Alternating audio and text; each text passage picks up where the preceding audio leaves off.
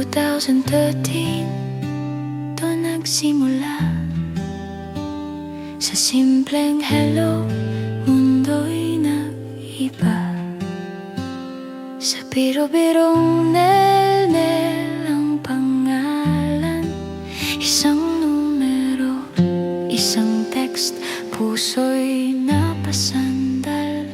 Hindi man perpekto ang mga linya, may ngiting kasunod ng bawat salita. Sa simpleng pick-up na may lambing at saya, unti-unti mong nakuha ang puso ko sa'yo na. Sa bawat tawa, sa bawat kwento, hindi ko na malayang nahulog na ako. Sa pagitan ng gabi at umaga, may tayo nang unti-unting nabubuo na. Noong 2015, ikaw ay lumisan. Ako na may naiwan pang nangangarap pa lang. 2 taon ng distansya't kabit, isang LDR na sinubok ang tibay ng tayo at tiwala lagi. Pinangako mo sa aking mga magulang na hihintayin mo akong makamit ang pangarap ko naman. Hindi dahil kailangan, kundi dahil mahal mo ako. Walang alinlangan. Noon hanggang ngayon, malinaw sa akin ang pag-ibig ay paninindigan. Hindi lang sa araw na masaya, kundi sa panahong kailangan ng tiyaga.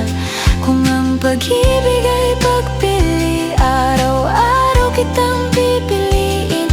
Kahit saan man tayo dalhin ng panahon, ikaw pa rin ang kasama ko. Noon hanggang ngayon. Noong 2017, ikaw ay umuwi at tayo'y nag-isang dibdib sa pangakong buot tapat muli. Noong April 18, 2017, tayo'y nangako sa harap ng Diyos. Walang atras, walang takot, buong buo. At dumating ang biyayang hindi matutumbasan, isang buhay na bunga ng ating pagmamahalan. Si Gabriel noong March 28, 2018, isang iting paalala. Ang paghihintay may gantimpala rin. At noon hanggang ngayon, heto pa rin tayo, Rushlyn Domingo at Mark Jerome Pobre, magkasama sa kwento. Hindi perpekto pero totoo. Pag-ibig natin ay pinagtitibay ng Diyos mismo. Kung ang pag-ibig ay pangako, ito ang ating panata sa isa't isa sa bawat bukas na darating pa.